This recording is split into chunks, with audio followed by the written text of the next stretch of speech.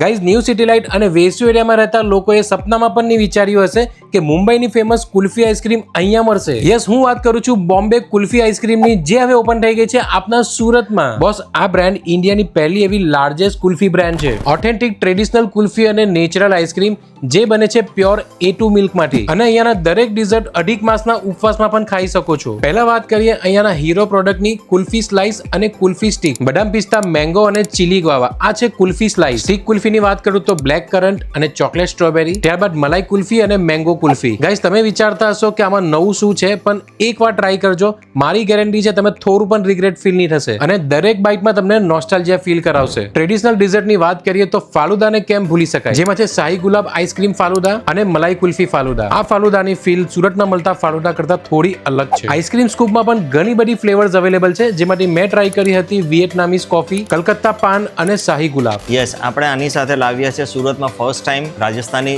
શરબત. એમાં ફ્લેવર્સ આવશે બેલા જેસ્મીન, વ્હાઇટ રોઝ, કેવડા, લોંગ ઇલાયચી, કેસર. એની સાથે આપણે આઈસ ટી બી લાવ્યા છે. આપણે આઈસ ટીમાં બી ઘણા બધા ફ્લેવર્સ છે, જેવી રીતે લેમન છે, પીચ છે, બ્લુબેરી છે, ઓરેન્જ પેશન. આ સિવાય અહીંયા ફેન્સી સન્ડે પણ મળી રહેશે, જેમાંથી મેં ટ્રાય કર્યું હતું જેલી બેલી સન્ડે. સો ગાઈઝ, આવા ડેઝર્ટ સુરતમાં તમને બીજે કશે નહીં મળશે, એ મારી ગેરંટી છે. જો તમારે પણ નોસ્ટાલ્જિયા ફીલ કરવું હોય તો એકવાર બોમ્બે કુલ્ફી આઈસ્ક્રીમ જરૂરથી વિઝિટ કરજો, જેનું એડ્રેસ અને બાકીની ડિટેલ તમને વિડીયો અને કેપ્શનમાં મળી જશે.